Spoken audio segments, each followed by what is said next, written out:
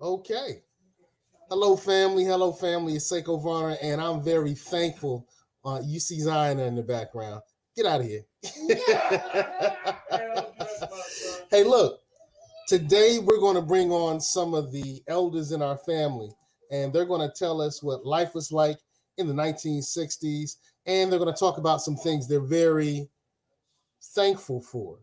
And this is the day that we give thanks, the day that we celebrate family. And so today we're going to talk about, life in the 1960s for some of our elders, and we're going to give them the chance to, talk about things they're thankful for. With us on the line, we Okay, have Linda. Uncle Walter and Aunt Dolores. How are you guys doing? Introduce yourselves. Introduce yourself. Oh, it's our turn? Yes. Oh. Introduce yourself, Walter. I'm Dolores. And I'm Walter Varner.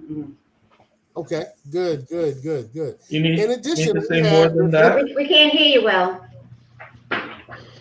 in addition we have Annie. How are you doing, Auntie?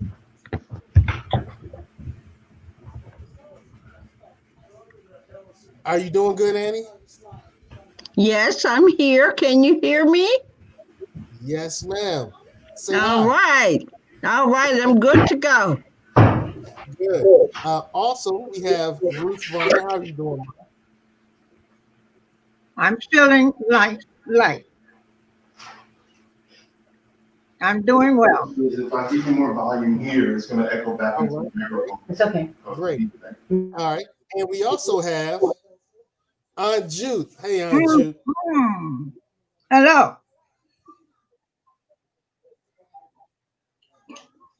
Again. Right, right, right. All right. Well, also co-hosting with me tonight is DJ Vibe. How you doing, Walt? I'm not unwell, thanks. We have some other family members who are going to join us, and we're going to talk to these great elders in our family, these foundational members of our family. And we're going to start off by taking it back a little bit. We're all related to this couple. This Mm-hmm. picture was taken in September 1965. Yeah, we're all related to this couple. So the question is, what was life like for you in 1965? Who would like to go first? In 1960 or 65? We'll go with 1960. What was life like in the 60s? It was kind of tough. And I'm surprised that I'm still alive after this Trump thing. I graduated from high school, and when I graduated from high school, we had a party after high school, and I was dating. Well, I wasn't dating him anymore because my mother had told me to stop dating him. So I had stopped dating him. But he came to the party after after the high school graduation, and he got back. He got in the car with me and two other friends, and beat me because wouldn't have sex with him. Black and blue, and that was the end of that. Until my mother and my sister found some sticks and found them up up in his neighborhood and beat him up with the sticks. Haven't heard from him since. And went to Clark College, graduated from there. I worked my way through college doing homes, going into private homes. I had a private home every week to go with. My mother had one, and walked to the homes nearby. And one of the men, my mother didn't have to go that Saturday. So one of the men who was handicapped had to pick me up had to pick me up from the bus stop and take me back to the bus stop. And on the way back to the bus stop is when he tried to make me sit in the front seat with him so he could hug me and kiss me and feel me. I ended up getting out of his car and walking up there myself, walking to the bus stop myself. While I was in college, I worked at one of my mother's homes. Where my mother, for the nurse who worked at the bank with my mother, she needed somebody to clean her house. And she called me and told me that her husband was going to be there because he wasn't feeling well. Well, he did well until it was time for me to go. And I'm ironing with this hot iron. And he comes out of the out of the room naked toward me. And I run out the back, and he said, "Come here, girl." And I ran out the back door with the iron in my hand and ran all the way up to Citizen and Southern Bank with the iron in my hand. And I told my mother told his wife.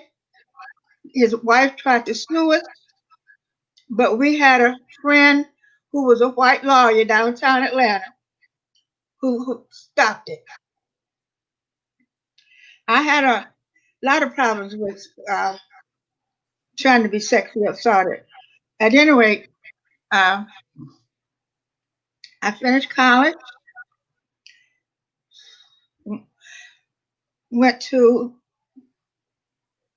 Columbia Seminary with a master's degree in Christian education, and that's where I met Sam. Sam was in Scotland, and he was on his way home. One of the teachers at the seminary was Scottish, and the Scottish brother in Scotland called his brother in Atlanta and said, I have a Scottish, I have my first black student, and she's doing well." So he said, "Well, I want you to introduce Sam to my college student, to my student." And so he did. And that's how Sam and I met. Well,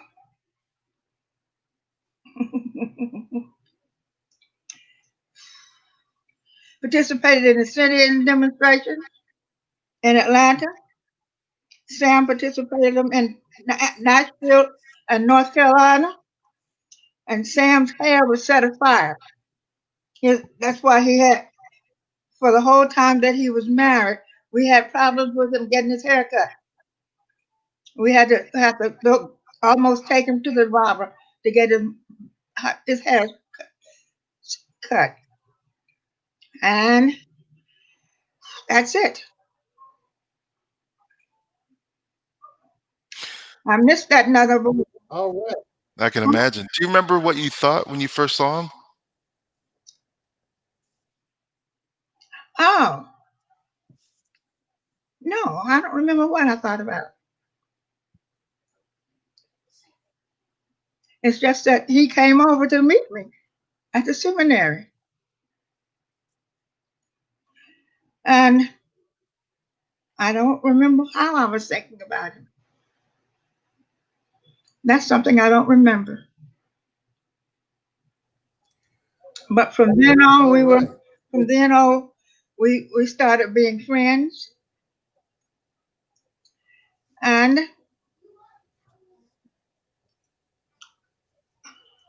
he came over to meet my mother. And he fell in love with my mother. He would always ask me to drive and come and get him from the seminary so that he could go shopping with us to the grocery store. And he fell in love with my mother then. And then he fell in love with me. He asked me one Sunday to tell my mother that he was coming over. He wanted to talk to her.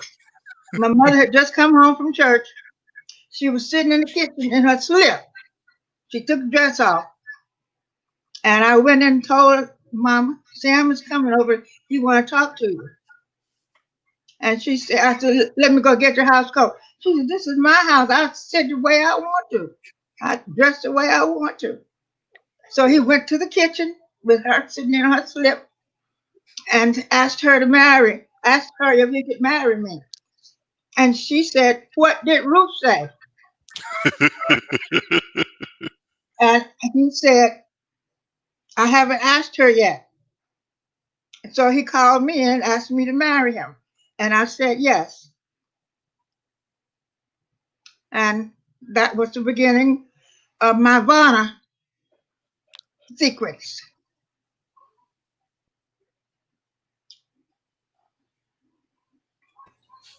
All right. Well, now we're gonna flip to Aunt Jude. Aunt Jude, what was life like in the '60s? I started thinking about all the things that happened to me in the 60s. Uh, in the 60s was the civil rights things were starting.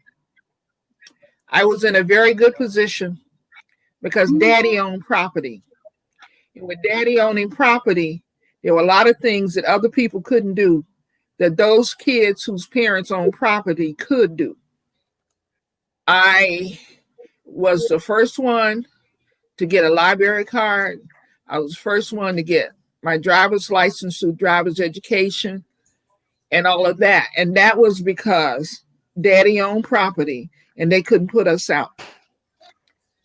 I also participated. We didn't go the actual Selma to Montgomery march, but the night before the march, when they presented their papers down in Montgomery, we were there. They had a bonfire at Alabama State College, and Harry Belafonte, Sammy Davis Jr., Frank. Oh, I can't think of his name right now.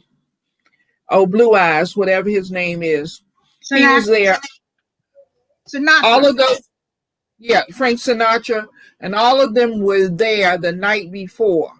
These were some of the big backers. My high school history teacher was named Genevieve Finley.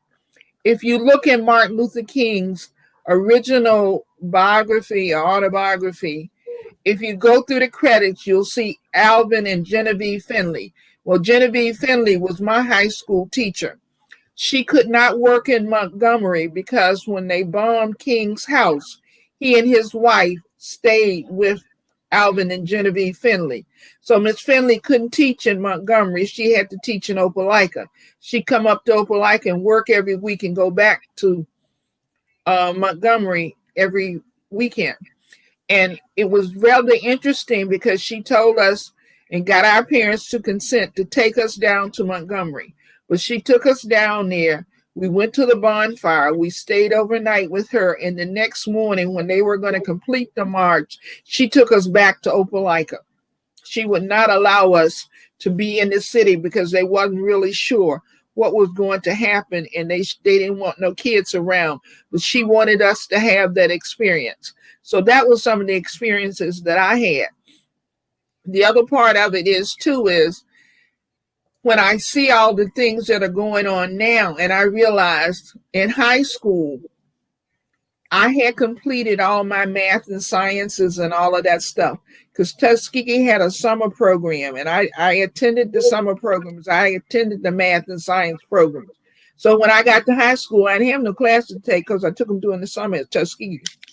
But the good thing about it is that I wanted to be a nurse, and they had vocational education. I was in vocational education, but the hospital, Opelika Hospital, wouldn't, they call it Lee County. Lee County wouldn't take a Black student. Mm-hmm. So I worked in Mr. Morton's, the principal's office, because I finished all of my programs and everything else like that, but they wouldn't take me, but they took the white kid girls down at the hospital. So when I graduated in 1966, it was also in 65 or so when Kennedy got killed, because I always remember that as one of those real things. Wait, how did you get that? Wow, that is me, and that is from my high school yearbook. I was the high school valedictorian of my school. Fantastic. And I got scholarships to a full scholarship to Talladega. I got a scholarship to Freedman's in Howard. I got accepted for Tuskegee. I got accepted at Grady in Atlanta. And Mama told me I needed to go to Washington. So that's how I ended up here. Because she said I was going to never grow up if I stayed in Alabama. And I wasn't, because Daddy had told me he would get me a car and I could ride to Tuskegee and come back home every day, and I didn't need to stay down there on that school campus. She told me I'm going to Washington. And when I came to Washington, I came to Washington with a trunk. I'm the first person who ever got one of Sam Varner's trunks. Oh. Yes, I got the first trunk. I got the trunk to come up here to school, and everybody else came with 4 pieces of luggage, and I came with one trunk. And my trunk was a big one that opened and wide. I think it was Sam's old one, but at any rate, I was the first one who was a recipient of one of those trunks. And I came up here to school and everything. So, and the rest is history. I went back to Opelika for vacations, but I had more freedom in Washington than I would ever have living with Will Varner in Opelika. So I didn't stay in Opelika. And when, Ruthie, you're talking about the different things that happen to you, I think about things that you do now, and you see these kids doing stuff. The night we graduated from high school, they had beer. They had 1 6-pack, and I think it was 20 of us to drink from that 1 6-pack of beer. And the only way I could drink it is if I had some salt, so they wouldn't let me have none. They gave me the littlest cup, and they told me if she got to put salt in that beer, she ain't messing up these cans of beer, because we only had 6, and it was 20 of us to drink a 6-pack of beer.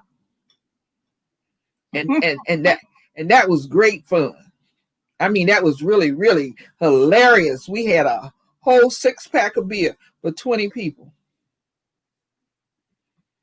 But I left and I came up here. But when I came to nursing school, when the mama and them put me on the Greyhound bus, Daddy reached over and squeezed my hand and gave me something. And I looked in it later. It was $50. It was a $50 bill. He told me if I wanted to come home, I could come home.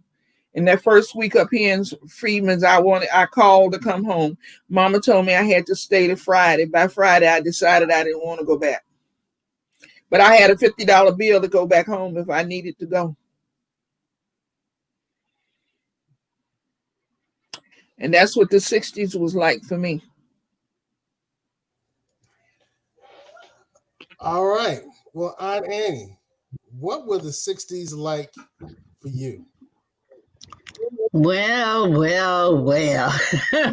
If I can remember back to the 60s, my God, help me to remember. Well, first of all, I want to say I'm just really thankful to be here today with all of you. And life back in the 60s, as I can recall, I was in New York at that particular time, and I had just come from Vincentian in Pittsburgh, and I had a brain hemorrhage, and I was supposed to have died. But you all see me here now, so I didn't die. But anyway, I was in the hospital for a length of time, and then I went. My brother Harvey came over and got me. I was in a nursing home and everything. I was never to go to school again, never to do anything. And so I sort of look back at my life and I say, I thank you. I am truly thankful for so many things that happened. However, I went to New York. My brother Walter and Virginia were already in New York, so I stayed with them. And I desired to go back to school eventually. So eventually they let me go back to school, but of course they said I wouldn't go to school. And so I graduated from high school in New York.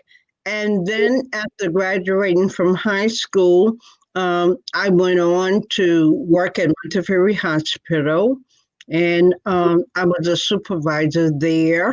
I guess one of the things that this is shown to the younger generations of the Varners and the others that other children that we're never to give up in life, although certain things happen to us in life, but you have to endure and keep going on because truthfully, the storm will pass over. And the storm passed over for me. And then eventually going to work at Montefiore Hospital. And okay, so for years I worked there. And then I sort of just got tired of New York and I came to DC, and my sister Julia was in DC. And coming to DC, well, should I say, well, yes, okay. Then I came to DC, and here I'm presently still in DC. And living in DC is when I had my first child, Sam, and then eventually I had my daughter, Ina, and life was really, really pretty good for us. It was there. It was at during that length of time I really was devoted to my children and then learning the words of God. And so as I pursued that learning more about the creator of the universe, my purpose for being on the face of the earth, and the things that I needed to do. So that sort of led me to going to school, different schools of theology, and learning more of the Christian form of life. And so then I was ordained as a pastor. I think it was around 20. Well, I don't know the exact date, but I was ordained and everything. So I worked within the church and everything like that for years. And my spiritual journey just grew and grew. If I could look back over my life of the things that happened to me, which could have been destructive, but they didn't end up being the way they could have been. I was burned severely when I was around 4 years old, and after that, when I was 16 years old, I had a brain hemorrhage. I was supposed to have died at that time. And then after that, I wasn't to go back to school. I ended up going back to school, and I've had various different types of jobs working in the hospital. And I guess the one I want to bring forth is the electroencephalograph technician. And I really loved that because I had opportunities to talk to youth, to tell them about pursuing their dreams, whatever it was that they desired that they should do. That is what they should not let anyone stop them, that they should go ahead. And a lot of times, like there was one little boy, and he was about 11, and he told me he wanted to be a doctor. And he said, I know you don't believe me because nobody does. But I said, well, it isn't that if whether I believe you or not, it's up to you to pursue your dream, to become that which God has endowed within you to become. And once you know yourself, what is in you, then this is what you must pursue in life. And so was what my life was about. Always pursuing the other thing that I did not see, yet I knew it was there for me. So as I continued on and everything, and um, after that, going into the medical field. I stayed in the medical field for years, and then I came out of the medical field, and I was at an ecumenical council meeting, and a lady came in and she talked about the daycare system. And so I said, gee whiz, maybe I want to pursue that. So then I did. I went to volunteer, and I volunteered in different agencies to work with children. And I found out there the children, like, they are the generation for tomorrow. And so I began to just look at them and wonder what their life would turn out to be like. And I just always wanted to give to them the best of what I could do. So I worked with young children. They were about the age of 1, 2, and 3 years old. And I went on to get a license to become certified with working with children and everything. And I like that. I like the idea of a child and the child's mind, that if they are centered around the people that really care for them, their minds can be developed into the dreams and hopes and visions that they have, and not down them. So many people, I didn't get along with too many of the people I worked with, because they always saw the children as garbage collectors, although they make a lot of money today and everything, but they never saw anything great that they could become. And so that would bother me. And I would tell them off all the time, because I spoke for the children. I said, they can't speak for themselves. And so they need someone, and we're in their care. So when I would tell them off, then they wouldn't talk to me and everything like that. But after a while, I didn't really care, because within me, the fulfillment was there. And so in life, I would like to tell the young set to fulfill the dream within, because if you find that which is in, that was God given to you, you'll be happy in doing that. You won't look at, oh, it's snowing outside, I don't want to go to work. No, when it snowed, I was always, when I did the electroencephalograph, I loved going to work, and so I got accommodations for going to work and everything like that, because I would go in the snow, the rain, whatever it was. So my thing back in looking back over my life at the age that I am now, which is 76, and I am just feeling fulfilled that I have seen the rough side of life. I've seen the in-between side of life. And now I know that there is a creator God. Now I know that he's real. Now that I know that he's been with me through this walk. And I can look back and I can pat myself on the shoulder and say, okay, keep going, because there's more left for you out there. And so that's what I'm pursuing now. That at the age that I am, what else is there? What adventure is for me?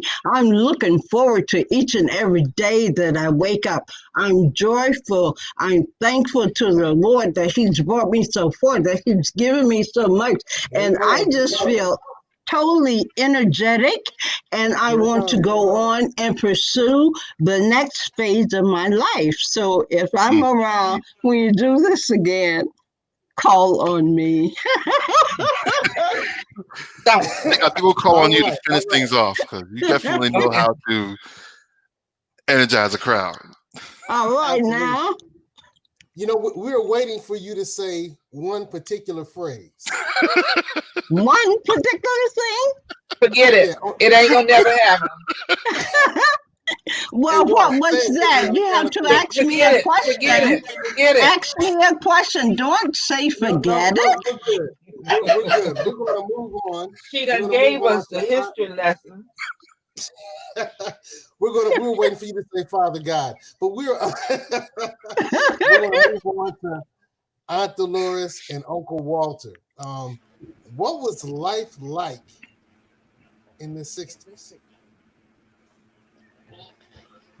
Well, I'm having a hard time remembering what the 60s was like. Well, I met Dolores in the 60s, but I spent a year and a semester at Tuskegee. During that time, I left Alabama, went to New York, and putted around up there a little bit, in and out of City College. And by 63 or 64, I decided to join the Marine Corps. And I was 21. So, and then 65, we got married, and 70, Eugene came along. So that was my 60s. But it was, well, I was listening to Julia at the time that I was at Tuskegee, and Alabama State was having all of those issues. I didn't really go off the campus, but there were sympathy marches toward what was happening in Montgomery. And it was the only time that you really got a feel of the Klan. And if you've ever been to Tuskegee, you know those big gates that are to the entrance of the campus, they chain lock those and ask the kids not to go into town and to do all of that kind of stuff. And some did and got spit on and all of that. But I wasn't a part of that. I didn't go downtown. I think the other end of that would be going to New York, experiencing the culture there. I really didn't want to go back to Alabama anymore. And that pretty much was what was happening with me in the 60s. Indecision, but enjoying life and enjoying New York. And again, I mentioned having met Dolores. Pursued that for a while, and of course Dolores had other interests, but in any case, we eventually got together. Well, Aunt Dolores, what was it like for you? Well, he told you we met at Caldwell, but he was staying with Alice, and she was a member of the church, and so he came up and stayed with her for a while. So that's how he happened to be in New York. And I was with my family, and I had gone away to Dillard University for a while, and then I came back home, and I continued on to become I graduated and became a teacher. And so I was back in New York, and we got married in 1965, and here we are in our lovely pose. And our son Eugene was born much later in 1970, but we were very happy about it. What else? Anything you want to say? Oh, Well, that's a short story. that's not your story. All right. Well, we've had Aunt Dolores and Uncle Walter. We've had Aunt Annie. We've had Aunt Julian. We've had my mom on. We allowed you to talk a little bit. So now Walt and I are just going to ask a couple of questions. Excuse me, say Hold on. I'm pretty sure I saw Uneartha in the chat earlier. I don't know if she's still on. And she's coming back on. And we're working on everything else, Auntie. We're working on everything else. We're working behind the scene, Aunt Jude. We're working behind the scene. Virginia said she was listening but she can't be brought on. She would have to put the second link in the email. We're going to take some time and just ask some questions about things that happened in the 60s. Like we know that the voting rights bill was signed in 1965. So in your stories, you talked about what happened in that time period. 1965, the voting right bill was signed. So what was it like leading up to voting, and what was it like after you were able to vote? We weren't able to vote at that time, but let me tell you, Mama And the ladies, like I said, who own property, went up to vote in Opelika. They had to pay poll tax. If they didn't charge them poll tax, the day that they had gone up there, some of the ladies had gone, and they all belonged to Thomason Chapel, which is Mom and them church, AME Zion. They would ask them questions. They had a gallon jar with pinto beans, black-eyed peas, and lima beans in it. And the people had to tell them within 5 how many beans or peas was in the jar in order to register to vote. And I know that because me and 4 or 5 other people had to count them peas the night before they went up to register to vote. But I have the paper somewhere now when Mama registered to vote, because she owned property, but only the people who own property could go up to even try and register to vote. That I'll never forget. Because Mama, Miss Irene, Miss Lorena, Miss Lizzie Harris, and Miss Hughley's mother, they went up there to register to vote. And then the next day, the teachers in the school who lived in Opelika, they went up to register to vote.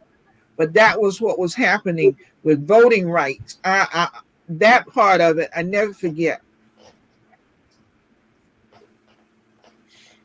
All right. On Annie, I got one for you. The 60s were marked by a lot of transitions. One of them, well, it wasn't really a transition. It was more of events that happened during the decade. There were 3 really big assassinations during that decade, during that time of strife. You had Dr. King, Malcolm X, and Robert Kennedy. Pick any one of the 3. Tell me what it was like for you when you heard about that person getting assassinated.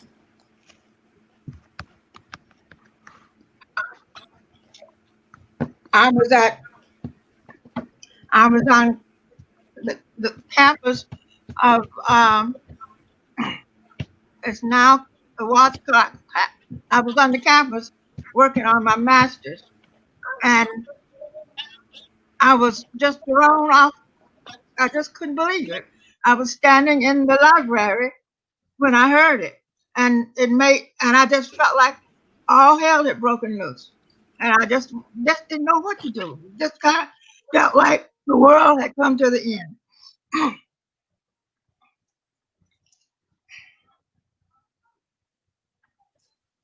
Dr. King or? Dr. King especially, because I lived in Atlanta and I was participated in the sit-in marches that he participates in with John Lewis.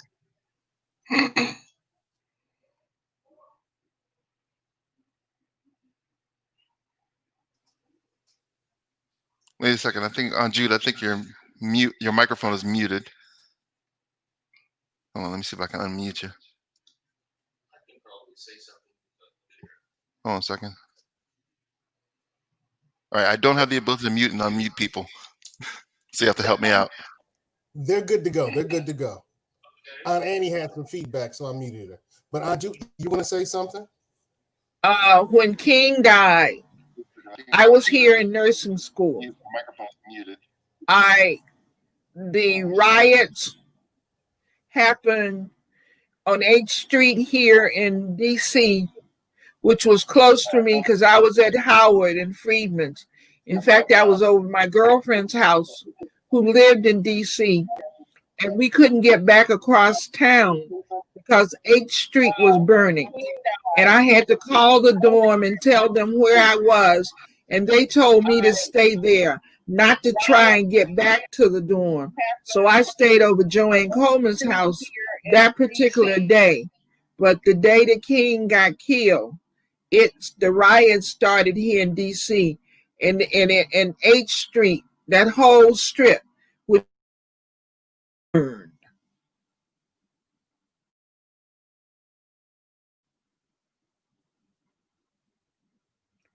So that's what I remember. Malcolm X I heard about, and really didn't know that much about him and everything else like that. And Robert Kennedy got killed. But when John Kennedy got killed, I was in Alabama then. Wow. So I was in the, I was in Alabama. He got killed in November. I think of know that much about him and everything else like that. And Robert Kennedy got killed. But when John Kennedy got killed, I was in Alabama then. And we're having some feedback. It looks like the feedback loop is happening with you, Aunt Jude. So I was in Alabama. He got Aunt Jude, killed. is someone in your house listening on another device? I think that's what it is, Walt. Robert Kennedy got killed. When John Kennedy got killed, I was in Alabama then. Okay, Aunt Jude, you have Facebook up on another page. Click off of Facebook. Aunt Jude, is someone in your house listening on another device? I think that's what it is, Walt. All right, so Walt, we're going to do a quick hard reset to make sure everything gets cleaned up. But it looks like, whew. I think we're going to have them click the link again. Yeah, I think we're going to have them click the link again because there's a loop, and I think we're hearing Kenny in the background. Man, this is some great stories from our elders. These are some great stories. The 1960s seem to be as turbulent as 2020 has been. What would you say, man? About the 60s? I wasn't here. I mean, but a lot of stuff happened in the 60s. I mean, like I mentioned those three majors, and all three of those were people that were involved in the civil rights struggle. You had the Cuban Missile Crisis that happened. What else happened? Well, music.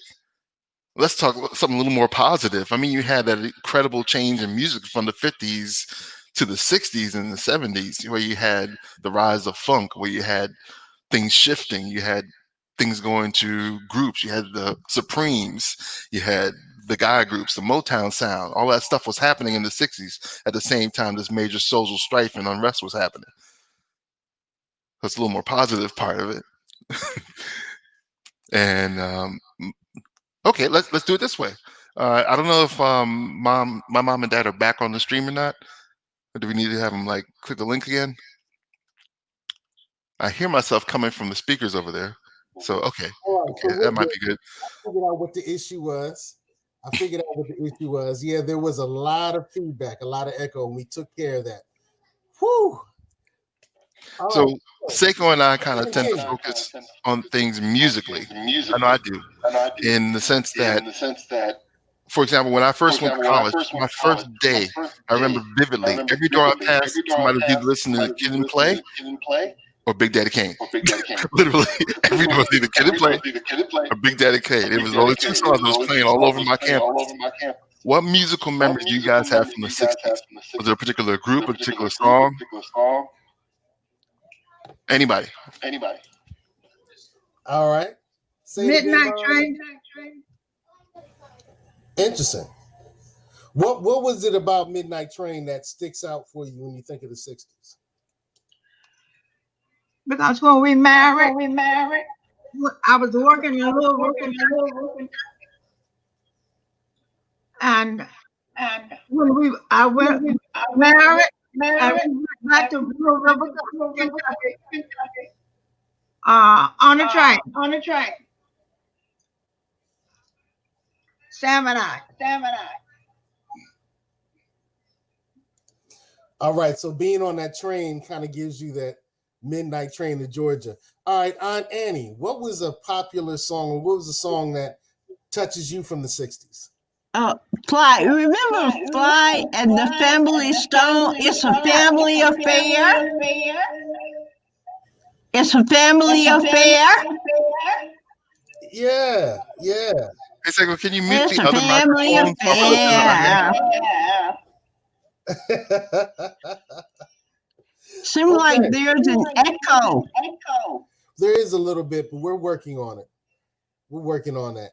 So, okay, Uncle Walter and Aunt Dolores, what was a 60s song for you? I'm trying to think.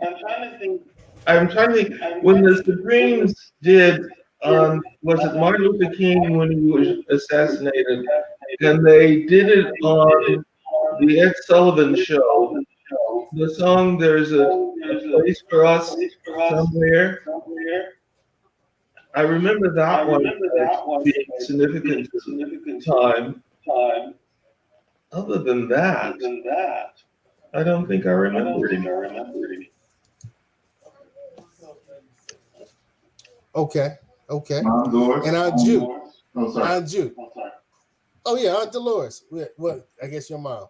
Aunt No, Dolores. I was saying the Supremes were very relevant at that time. I can think of a particular song though. Mm-hmm. All right, with an Aunt Jude, the 60s. Music. Go.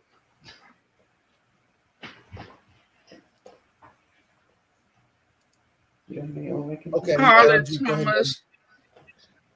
Carla Thomas was it her father?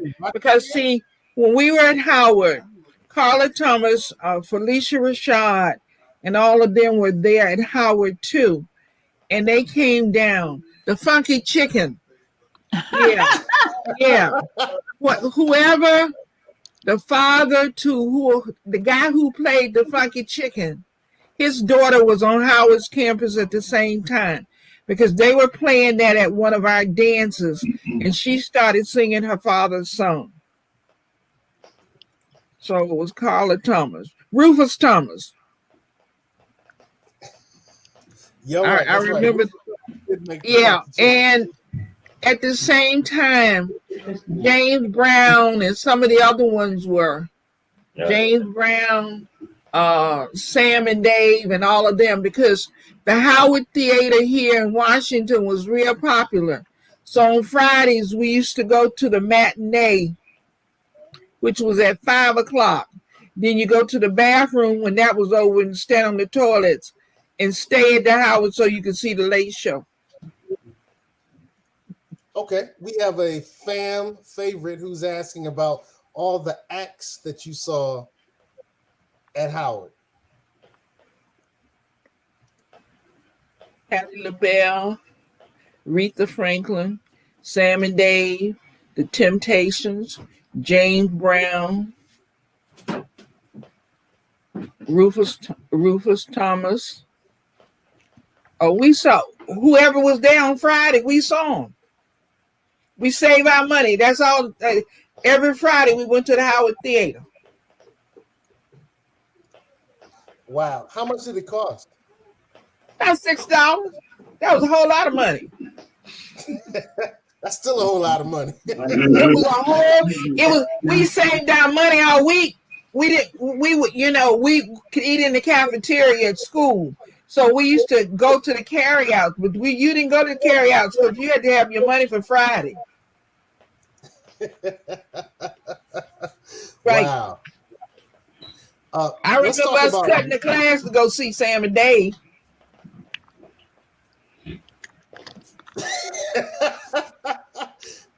When I think of Sam and Dave, I don't think of them as class-cutting acts. But yes, it was. We told them to hold on because we were coming. And we went.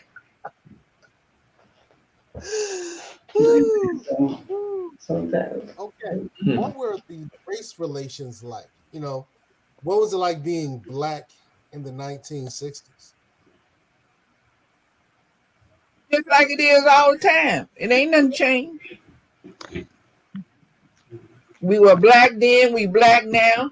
We wasn't accepted then, we ain't accepted now. It was during a period of segregation, and you rode the back of buses. You had the black and white water fountains. Mm-hmm. All of that stuff was there in the 60s. I don't know if I would want to say it was an era of acceptance, but it was an era of knowing what would get you into trouble and what would keep you out of trouble. Uh, and things that were happening across the country, the freedom rides, the killings, Emmett Till, all of that stuff, it was always dreadful news. The Pittsburgh Courier would publish that stuff. So you had and the Jet magazine. Uh, you knew it, but you also knew how not to get into trouble. What is it? John Lewis would call it special kinds of trouble. You knew how not to do that. And I guess in that sense, how to be safe. What was it like for you, Aunt Annie?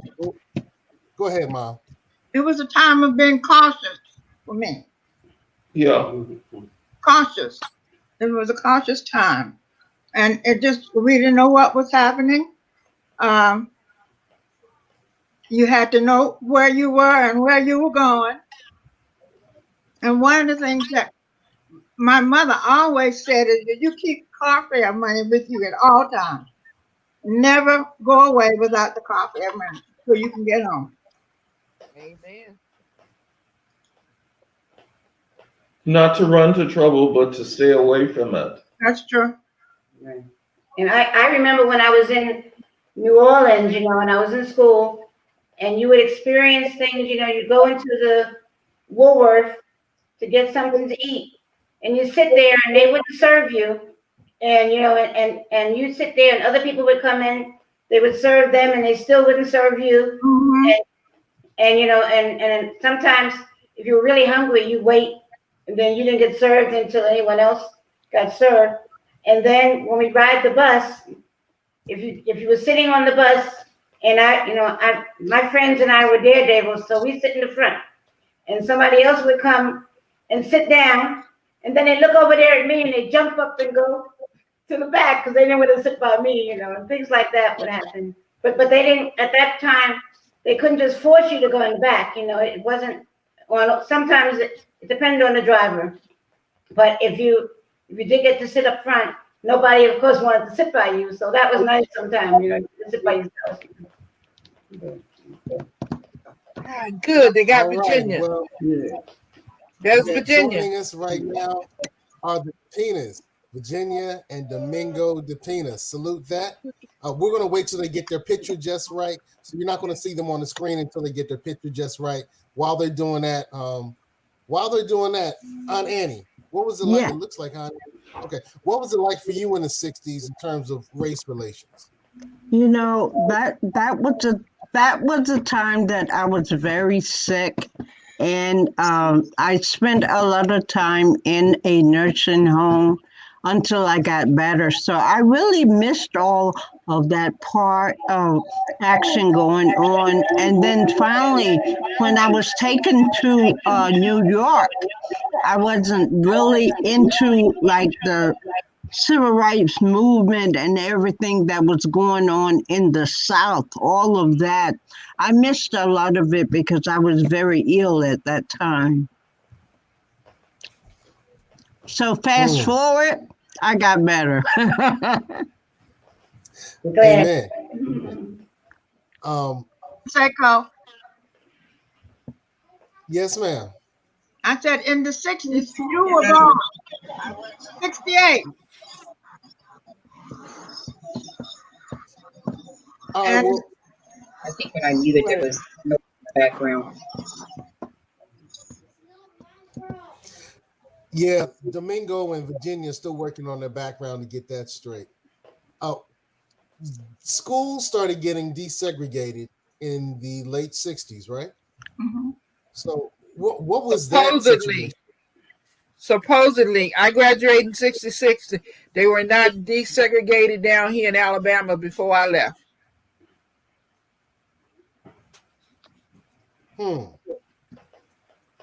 Okay.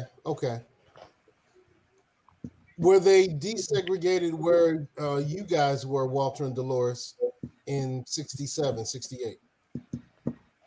1964 to 67, I was in the Marine Corps. So none of that had any effect. In New York. And then later in New York.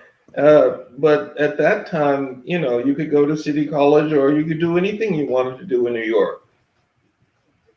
It didn't have any effect. Right. And I was staying with a white lady at night and working at Sears during the daytime, in the evening. In order to you'd be seen, you gotta get closer to her. At Sears during the evening, and during the day, I was on the campus of an all-white seminary, and that's where Sam and I met, because the Scottish man was talking to his brother, who Sam knew. Oh, while I was on campus and dating Sam, when the girl, the lady, and the man who eventually married, they they filled their rooms with newspaper and stuff. And when they realized that they were not there, he had a good friend and his wife, and they filled the room at the school, on the seminary campus. And it just bothered me. I've had a lot of people say to me, "You don't belong here, get off this campus." And I couldn't believe it was ministers, people who were studying to be ministers, saying that to me. Mm-hmm. Wow. Well, joining us are family faves, Virginia and Domingo. How are you guys doing tonight?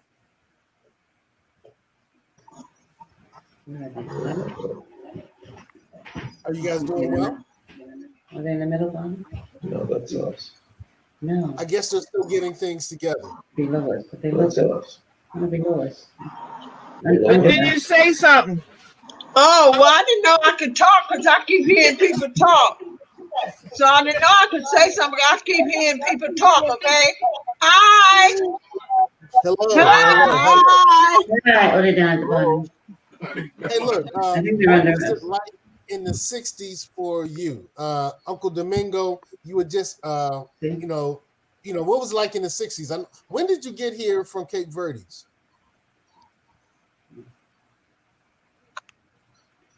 I know. I keep. Oh, well, I keep. Okay. I didn't know if you could hear me. Hi. We can hear you. You sound great. I didn't know if you could hear me because I keep hearing stuff in the background. You can hear them. They just speak. We can hear you. Kind of hard to see. You look pink. You got a bright light behind you, and you're dark skin. Kind of hard to see. Go ahead. We can hear you Tell great. us what it was like in the 60s. We can hear you. Tell us what life was like with you with the 60s. Who's that peeking? Who's that? Yeah, we can. What was life like in the 60s? No, that's I just want to say something, but can y'all hear me now? We can hear you, but you look We can hear pink. you. Go ahead and talk, please. I will go ahead and talk. I came to New York in 1957, 58. I was 18 years old, and I worked in New York. And then I think in another 4 years later, I met Migos. But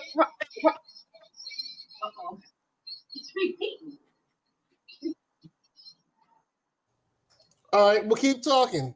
After you met Mingo, that was around the 60s. So what was that like in the 60s growing up, well, in that time period, after you met Mingo?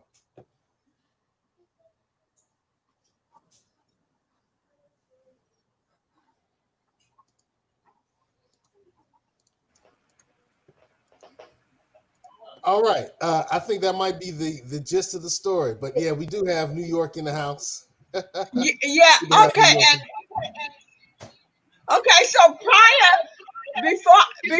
met Mingo, I was living with my brother and his wife. Then Walter came to New York, and me and Walter got an apartment together. Then Walter went back to Alabama to go to college. He introduced me to one of his girlfriends, and we both moved in together, but we became friends to this very day. Julia. And then Go ahead. Go ahead. From the church. He was a friend. Go ahead. Go ahead. All right, I got something for you. Since like I said earlier, I kind of focus on music and entertainment and things that are generally more positive than all the assassinations and killings that happen. And after that, I met Mingo, and he fell in love, and Mingo fell in love with me, and asked me to marry him. And we got married, and then we had my first daughter, Chi Chi. And after that, I didn't work, and I was a mother and a housewife until Sabrina, my youngest daughter, became 18, and then I went to work. All right, well, can you tell us a little bit about when you and Uncle Mingo first met? Were you guys at a party? You know, was someone arranged a meeting for you guys? How did you guys first meet? Yeah. Because you said he met you and fell in love with you. How did he meet you? Where? Really? Yeah. And after I went to work, I worked 30 years administrative assistant, and I retired, and here we are, 57 years later, okay? So that's the story of Mingo, Virginia, leaving Opelika, Phoenix City, Columbus, Georgia, New York City, and here we are. I don't think they're hearing the audio. We haven't heard you, Mingo. I tell you, it's a beautiful story. It's a beautiful story. It's definitely a beautiful story. So we got a chance to hear some great stories, and I think they're getting a long delay. So that's what the issue might be. They have a long delay. But we want to wrap up for tonight. Don't want it to go too long. We'll come back and do another series of stories. This was the 60s. Maybe we'll come back and talk about the spicy 70s. Spicy. So last things you'd like to say. Mom, we'll start with you. Any last things you'd like to say about your time in the 60s? Hello. Mingo. I'm talking now. 1959 was the year that I entered service with the U.S. government, Small Business Administration. I worked helping people with minority small business who get in business. And from 59 to 63, I worked those years with U.S. Small Business Administration. So then, of course, me and Virginia met, was that 1963? We met about I didn't care about the year. Me and Virginia met, I believe, In 1963. 1963, and we were married and everything. And I I brought with me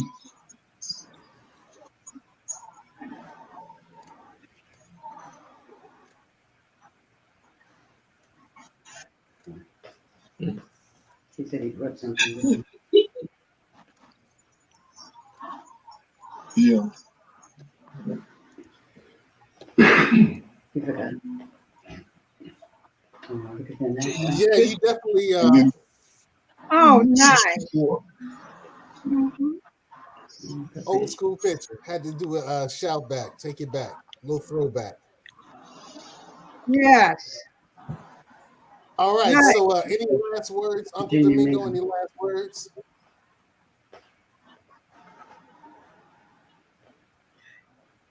Any last words, Uncle Domingo? Oh, but happy Thanksgiving. God bless y'all. God bless y'all. I hope you all enjoyed Thanksgiving dinner and all the festivities and the beverages that you drank. And most of all, I hope you all love. I hope you all love the love that we have as family and friends. God bless everyone. Happy Thanksgiving again, and let us continue to be close as family and friends. Love you all. All right. Peace be to you all. Mm-hmm. Peace unto you all. Peace unto you all. This is the DePina family back in 1964. Yeah. Want to take it back one last time. All right. So, Mom, last words for tonight. Last words for tonight, Mom.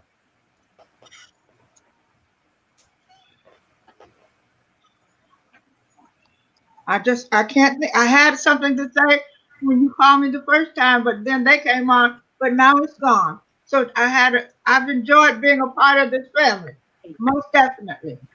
Virginia, Mm. look up your Camille. Okay. So, Aunt Jude, last words.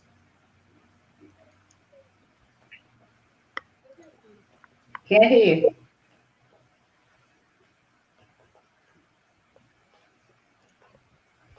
I'm a history buff, so you know I enjoy this. Okay, that was sweet and simple. Aunt Dolores, Uncle Walter, last word. Well, one of the things that I've mentioned a couple of times, and I will do it again now, is that I'd like to work on a family reunion through this medium and probably do it in April, May of next year. And I think that that would be another one of those things. If we can pull together the people from across the country and get them to sit down and do this, I'd love to do that.